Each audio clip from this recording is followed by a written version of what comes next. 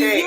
Yeah. I know. Here we go again, right? This is Yes. pretty exciting. We are in episode number 5, right, of the That's Toxic series. It's good. We're building, right? It takes a little time, get the viewers to get used to us coming on here. LL and RV. RV and LL in the house. That's right. And maybe some of the folks, like, I've been yammering on and on. They can see me all over the channel. Maybe take a couple of minutes, Renee, and talk a little bit about your background and all the mindset coaching and the things that you do, so that people know, like, oh, okay, wait, maybe this is a good channel to be here. Yeah, I'd love to. So it's so ironic, Laurelyn, that how we met, because we were both kind of in a space where we were presenting for me, it was the first time, public speaking. So I don't know if where you were so amazing on your journey. Well, with all like the tech difficulty, it was like a shock that thank goodness I prepared myself. But yeah, so like, when you meet someone and you just instantly connect, and I've found that on this journey. So the journey being working in schools for 22 years and making a big leap in 2020 to dive into personal development and really invest in myself, because I was like, is this it?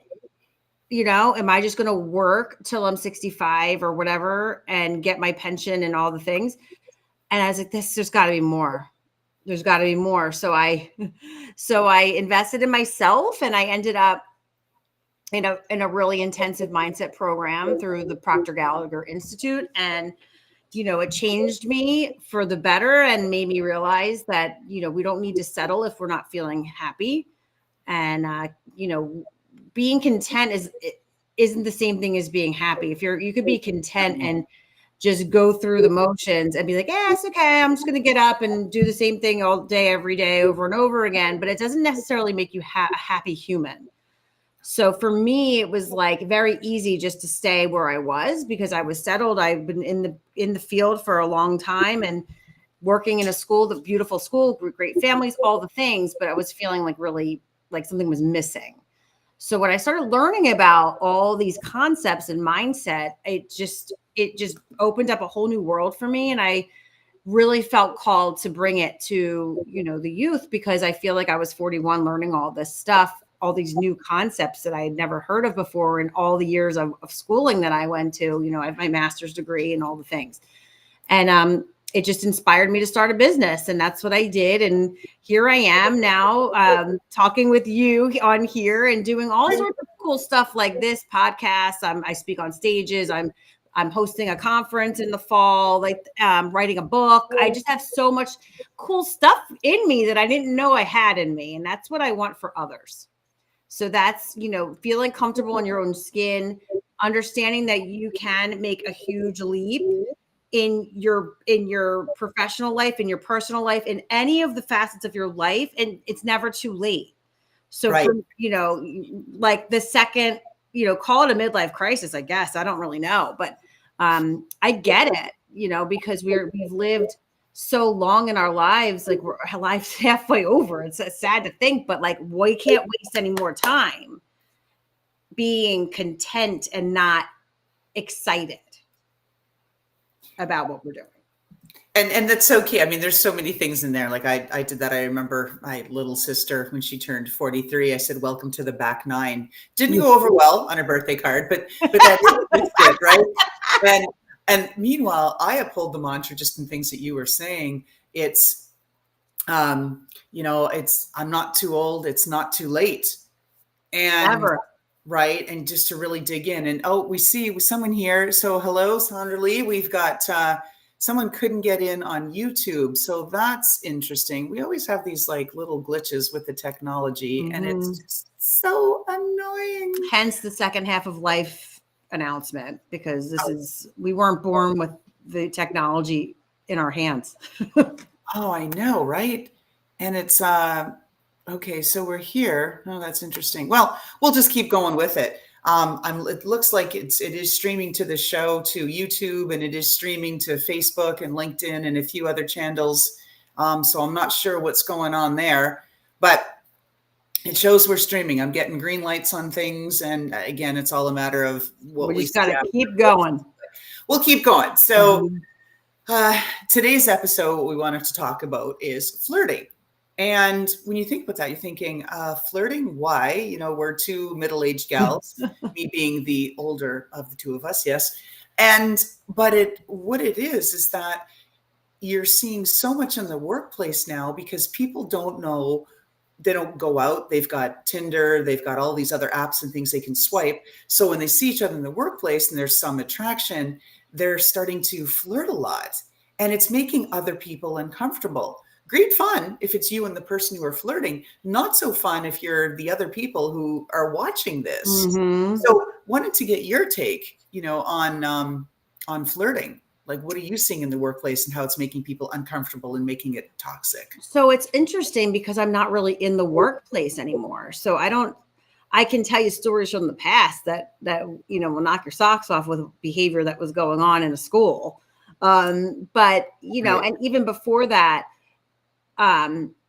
there was an incident that happened in a district that I have contracted with as a speech therapist, and it was I don't want to tell the full story, but I'll tell you kind of the gist of it is two consenting adults were at happy hours and stuff with the staff and all these things, and ended up, and it would make everyone else really uncomfortable because they were both married to other people.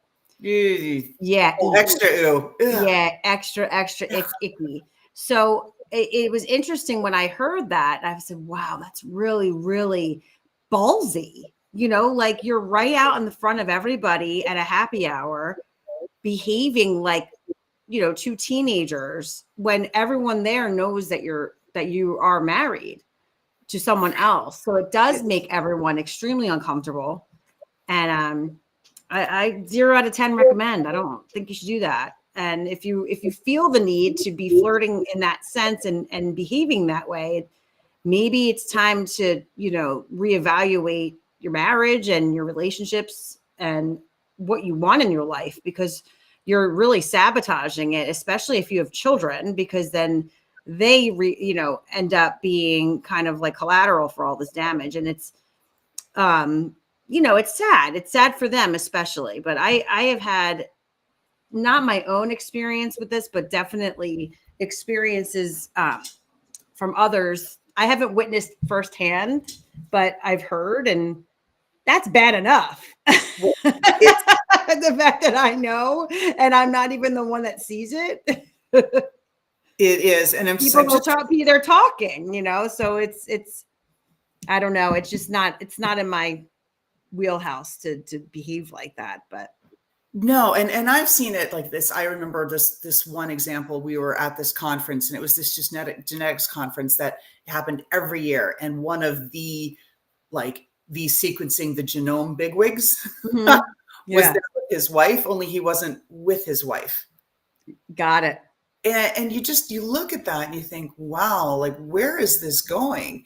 And just before our show, I did some research on what's happening in the workplace and what does Reddit say, right? Redditors, Mm-hmm. they're the authority, right, on everything. They speak for the generation, and they're not really cool with it either, even though it's mostly, but not limited to, their age group who's doing the flirting.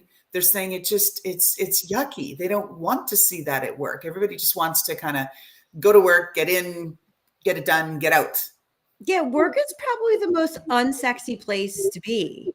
Yeah. It's just really not, like it's not at a bar, or, if you're at an office job or a school or, a grocery store or wherever you work, it's just not a place that I find to be like, I don't know, a place for that kind of behavior, unless you're really wanting to feel scandalous and excited in some way, shape, or form.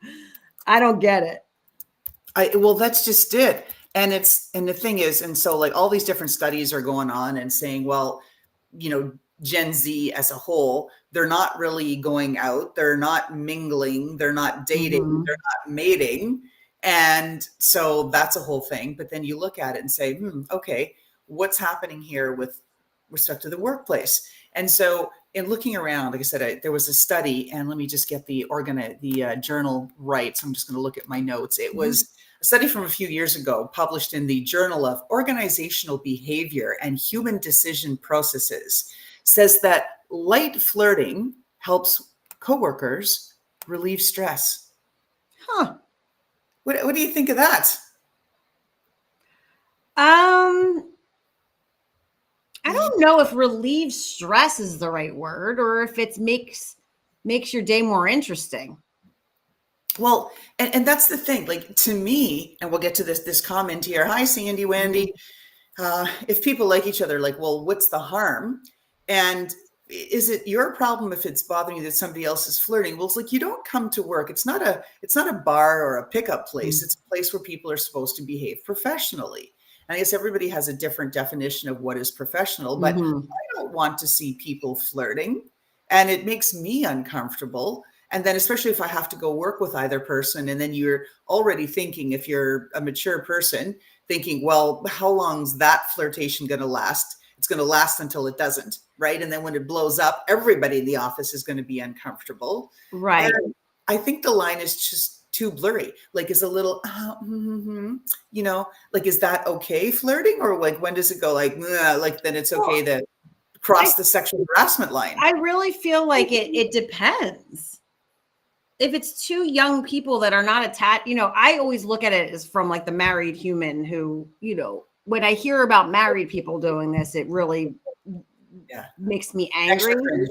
Yeah. But if they're young, as long as it's not all the time and like it's disrupting their day, I don't see any harm in it either, Sandy. I think it's when it becomes the point where you're always with each other, you're giggling all down the hall, like that people are just messing around. They're not actually doing their job. They're there for the social aspect of it.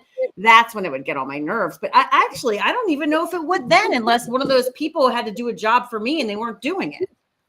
Wow. Okay. So you're on a different side, and it's okay. It's good, right? Like, I'm trying to think, like, obviously it's not happened to me. So I don't, working in a school, it's very women heavy. Yeah. So it's like, if there's a cute gym teacher or, shop teacher, they might get flirted with because there's nothing else to flirt with at the school, because it's mostly women typically.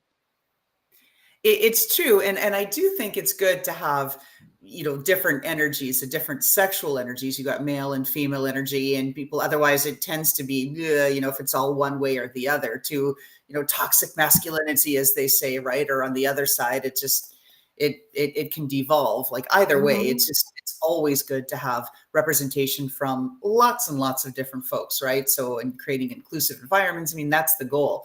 But to your point about what are the things that you should look for if flirting gets in the way? Well, number one, all the legal beagles and stuff say there, look at your handbook, read your employee handbook. If your employee handbook says no office romances, you can be subject to all kinds of consequences. Even though you say, well, we're not having an intimate relationship, but if the optics of it are that you are, and other people are noticing it, one or both of you could be dismissed. That's interesting. Yeah. I don't know if that's ever happened. Well, that's, like I said, the legal beagles that I looked up on their sites that. Yeah, I don't know. I mean, I don't know of anyone who ever reads the handbook. Well, but that's the thing. It is your burden to do so, right? As the employee. And then you look at that and think, oh, okay, I'm supposed to read it. Things like 800 pages long or whatever it is, or maybe your company doesn't even have one, or it's a few pages. But it's also on the employer side that's part of their compliance training and part of their onboarding that a lot of folks aren't doing, that they need to say, look, these are some of the key policies, right? Never mind like some of the nitty gritty ones, but hey, here's some of the really key ones you need to know. So I have a question for you. Yeah. So if you were in a workplace, say, hypothetically, and you really liked somebody, would you say, oh, let me check the rule book, and would you not pursue someone because of the rule book, or because, like, let's say it was the love of your life? Well, I Then wouldn't what? know that yet. So the early stage, I could, there's that attraction, right? We've all felt it. There's that thing called chemistry, right? And we go, oh, okay. But because I really needed the job and I'd stay there, I'd be, okay, look, here's the deal. The employee handbook says no go. We can't engage this. Are you planning to stay? Am I planning to stay? Where are we? I would probably, like, to be really, really honest, I would probably have a date outside of work just to Well, see, yes, that's what I'm thinking. right? Yeah. And if there was a there, right? I mean, we saw the example, right, of TJ and what's her name there on the news that they had to, Yes. leave. Yes, Yeah. right. Because they found out about that there was that relationship going on, and they had a strict policy, all this But stuff. she was married, I thought. And so They both were, but yeah, both so of divorce. that like muddles it even more. Because then it's like embarrassing. To have these people have this open relationship when they have significant others in their life, like that just puts another layer on it. Well, and not to mention that they're in front of millions of viewers every day, right, on the news. That just, that's like all kinds of cringe and awkward.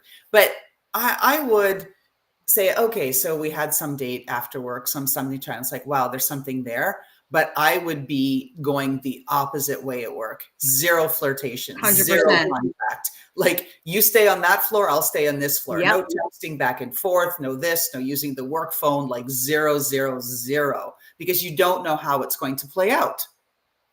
True. And that happened in the school, one of the first schools I ever worked in. Two of the teachers were dating and only like their really close friends knew. And then until they got engaged, when everyone was like, wait, what? You guys, they really kept it under wraps. And it was, a very, when you're in love, you're in love. And sometimes you just can't worry about the rule book, like if that's the case, but you have to be, mindful of how you behave. And that's with everything. But that's just everything. Right. It comes down to professionalism, right? You're saying like, oh, if the stars aligned and you met somebody and whatever, and it might be the love of your life, but you can't make other people uncomfortable. It's part of the definition of being an inclusive workplace. And if you're there, I mean, we could take it to this next level. I see what some of the young gals are wearing, and I'm not a young gal. I don't know if you could tell. Look like it. Well, thank you. Yeah, but no. I mean, right. So I'm not young, and I see these young gals that are coming up, and I don't know when the official uniform came to be the unitard legging and the crop top with underboobs showing. Yeah, but I don't think that's a work outfit. And then no, it's hardly a workout outfit. I know, right? Like, wear it in the streets, look cute, hang out, go out, whatever you're doing, but don't wear it to work. Like, and then you just, I don't know. It's all these layers. And then I think society is so confused as it is. We don't need all of this, like, oh, look at me and my underboob and I'm skinny and I'm flirting and I'm fabulous with like the guys are. The rest of us are just like, ew, that makes us really uncomfortable. Right. You know what also makes me uncomfortable is when people don't put themselves together and they look like a hot mess rolling into work. Yeah. It's just so, for me, not that I'm dressed appropriately right now for anything but my couch, but, just to put, in this show, but to put yourself together is so important.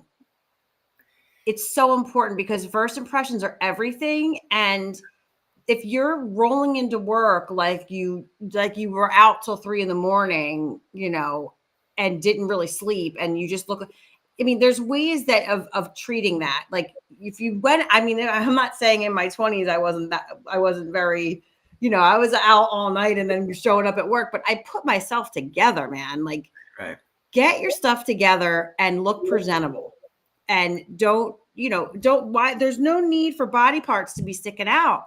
No, because that's not presentable. That's professional, right? It's a workplace. I'm not saying we need to go back to suits. And oh my God, I worked at some places where you had to wear pantyhose, and it was in the Deep South, and you're like, ugh. And you're trying to go into work and it's 105, and you're thinking, yeah, no. But we were professional about it, right? And it's like, okay, maybe bare legs can work, but you don't wear a skirt that doubles as a crotch duster, right? Or doubles as maybe a little closer to your kneecaps or things like that, because I think it's a really slippery slope. So if you're dressed provocatively, does that mean people should be looking at you or anything? No, but they do. Right. And what if you're flirting and you add that layer, and then the flirting goes in a direction you don't want? Do you lose some of your, negotiation credibility, right? When you say, oh, no, now I don't want this. I was only flirting before, but now I don't really want to. It doesn't send a clear message. You've got to be crystal clear. No, this is my boundary. Sure. Yeah, you're right. And it really shouldn't matter what a girl is wearing, but it does, because if you have a bunch of young guys seeing a girl that has half her chest hanging out, or she's wearing a shirt that is so tight that you could see, everything, it's going to be hard for them not to stare for a hot second or even think that that's an invitation. Right. It's the invitation to flirt. Again, like it's wrong, but it's people are going to think the way they're going to think. Like people are hormonally charged, they're emotionally charged, stuff's going to happen. And so you've got to try to negate those things. And when I think about flirting in the workplace, some of the things that, we got a great comment here about codifying a dress code. And that's just sitting in back to that, handbook. There's ways and things that should be acceptable, but I've seen it, like in New York City, people going to work, it's gotten so casual. And Wall Street used to be just fabulous. Everybody was dressed to the nines, professional. And now it is all leggings and crop tops and sweatpants. And it doesn't set the right tone and impression. And then it invites people, I think, to think that there might be something else, especially if you're acting a little bit, whatever. And it goes both ways. And here's the thing too, and Sandy's right, exactly. You've got to have dress codes that don't make it so that you can't do this or can't do that. It's got to be a dress code that people are comfortable with. Yeah, just this is the expectation. Yeah. Right. There's that. But on the topic of flirting, and I make it just because I am a woman representing women, but that another study published in that same journal showed that men who are struggling to gain support and go up the ladder, they're the biggest flirts. And they do it to exercise control over others, other men and other women, to show how, it's like that lion, whatever, preening and fluffing their mane and saying, oh, look at me, I'm all this. And so they're actually the biggest flirts. That's an interesting fact. Yeah. I would think that they would be more taking the back burner on anything but getting to the place they want to be in the job. Not distractions. Like that's distractions. Right. Now, away from their goal, which is to move up, right? Is that what you were saying? Right. That is what their goal is, but they're doing it so that they can make themselves seem superior. And that's what's really interesting. I would think the opposite of that, of someone doing that. Well, you would think, right? But that's, again, this is the study, and it was. Yeah, it's interesting because I would not imagine somebody who really is serious about moving up that they would let anything like that distract them away from that. No, because that is a distraction. You're distracted away from your goal. You are. Well, it's not only distracting from the goal. It just makes people, like everyone, uncomfortable. And what kind of workplace? And then all the attorneys say that, here's something from a law firm. Flirting and making crude jokes with coworkers is unwise behavior for a number of reasons. Everybody has a different threshold for tolerating this behavior. We showed that just in our banter here, like where you are versus where I am. And someone might find funny, someone might find offensive. We don't know. And it can really quickly devolve into sexual harassment. Yeah, of course. Which obviously is illegal, and you should really run from that. There was another, a new comment, a new word that I had never heard before in the workplace. It's called negging. And it's the Brits are doing it. It's negging is a form of emotional abuse, which of course is never acceptable anywhere. And they're doing it. It's kind of like negative flirting. So you're saying negative comments to coworkers. Okay. Oh, that dress almost fits you pretty well in the right places. Oh. So things like that. So you're being flirty, but you're complimenting and insulting at the same time.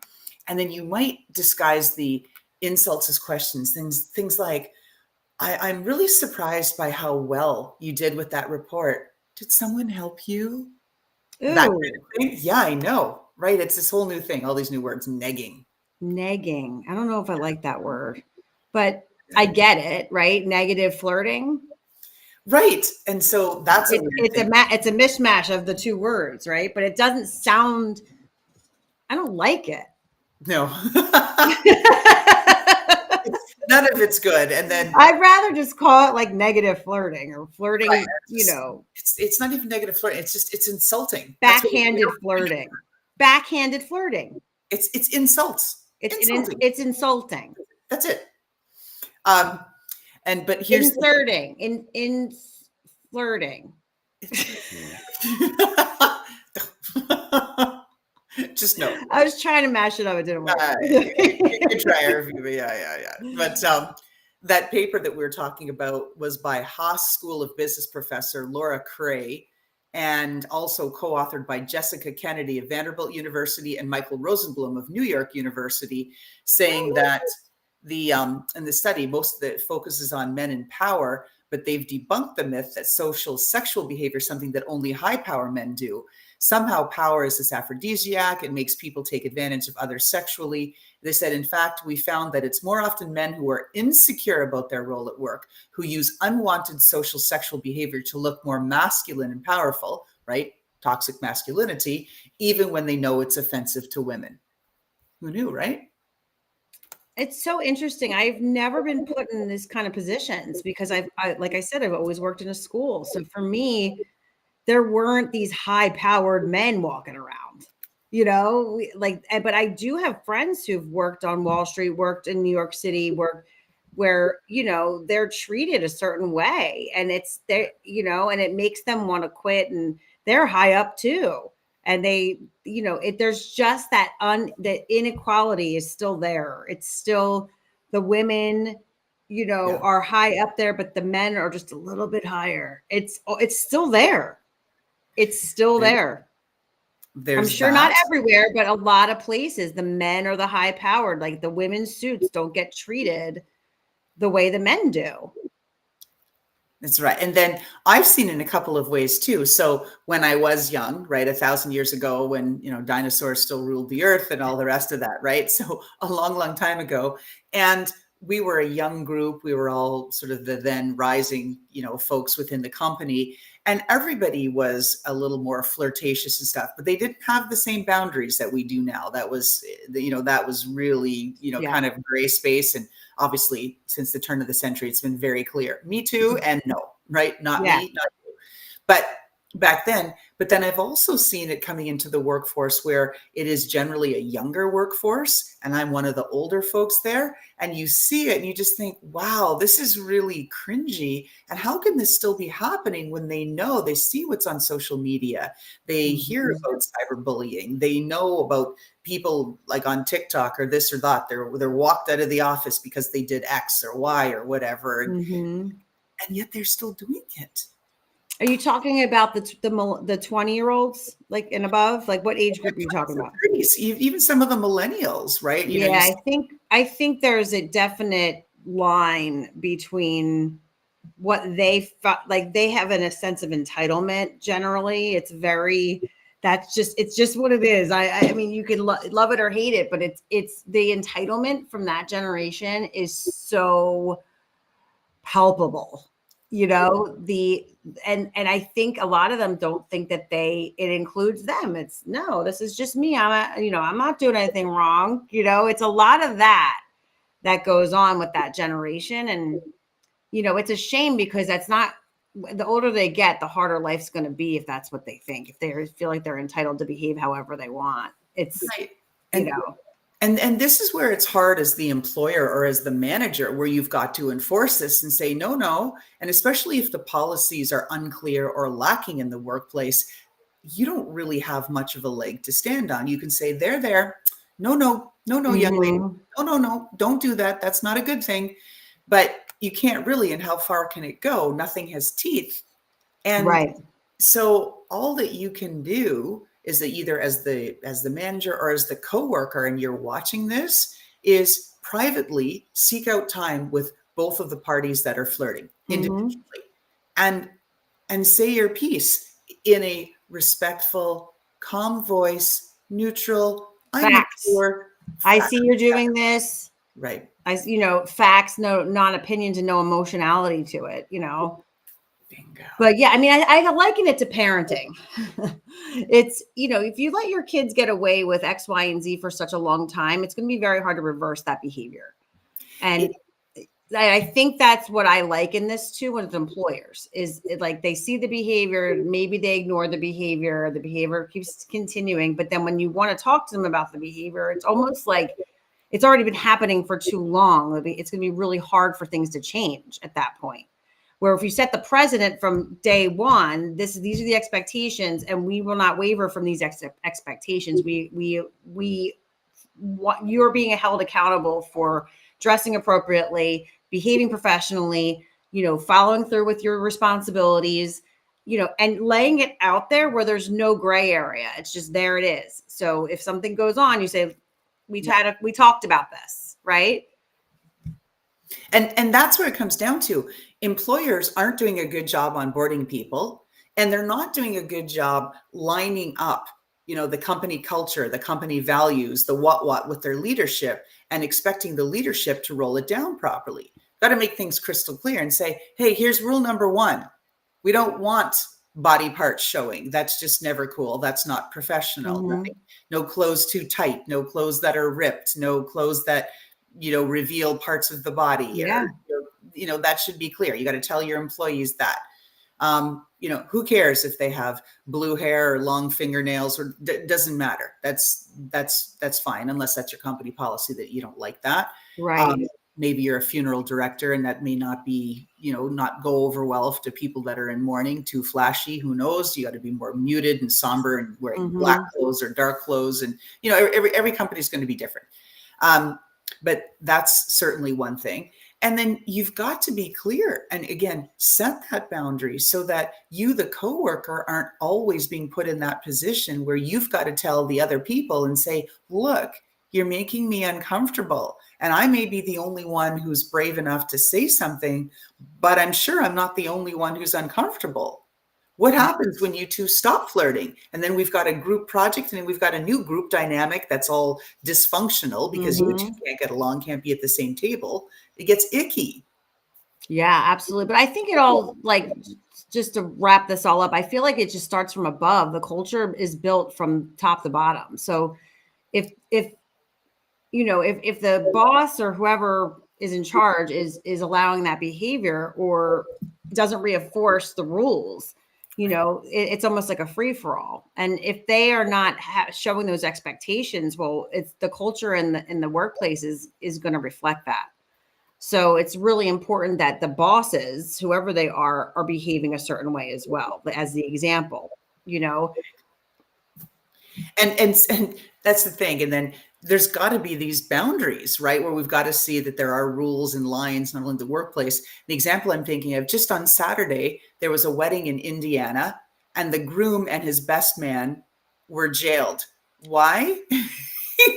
Because the best man's fiance was flirting with the groom, and the groom at his attacked. wedding. Yeah, at his wedding. Wow. Right? So bride is here, right? Bridesmaid is here. Oh, hi. Right. And the best man, I guess, took out the groom, or I don't know who started the fight and all this, but there were gunshots. Now, thankfully, no one was seriously hurt, but come on, right? What's going to happen here? I don't know that relationship is long for this world. And so it just, I feel that you need boundaries. And if 9 to 5 or whatever, during school, 9 to 3, you get used to that. And there's boundaries and structure, and you move from that school structured environment to a work and structured environment. It's more likely you're going to have work and structure outside of those boundaries and respect it. Like, I feel we need more boundaries. I agree. Okay, so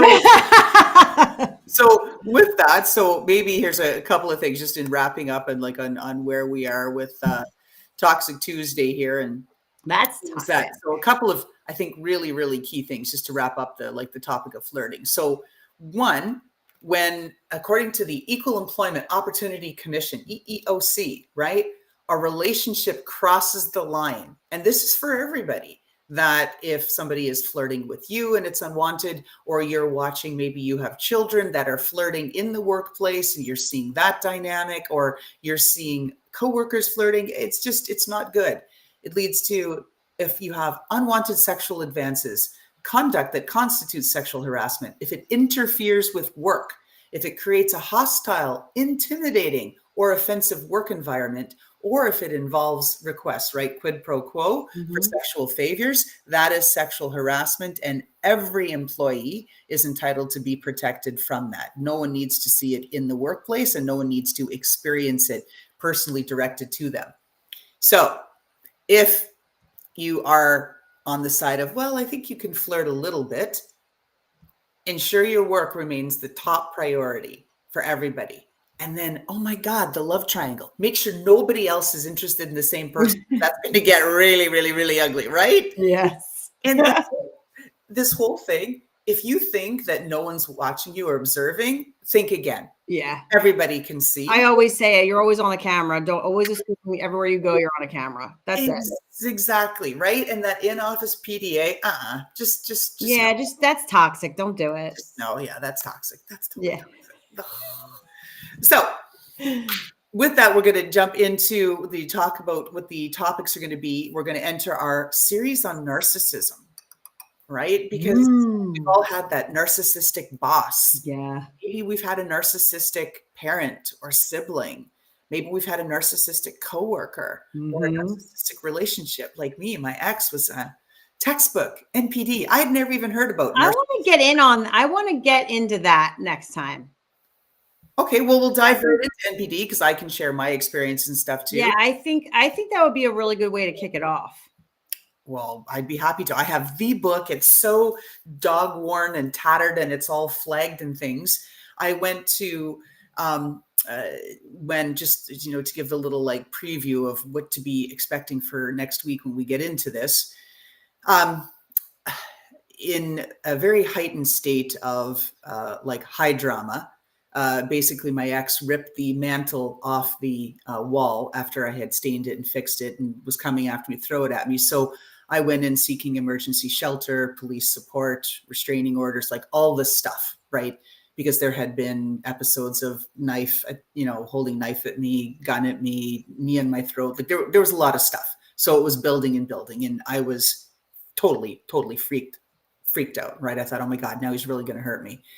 And so there I was put in front of like a counselor, a therapist, and at the station. And she said, oh my God, he sounds like he's totally narcissistic personality disorder, textbook NPD. And I'm like, what is that?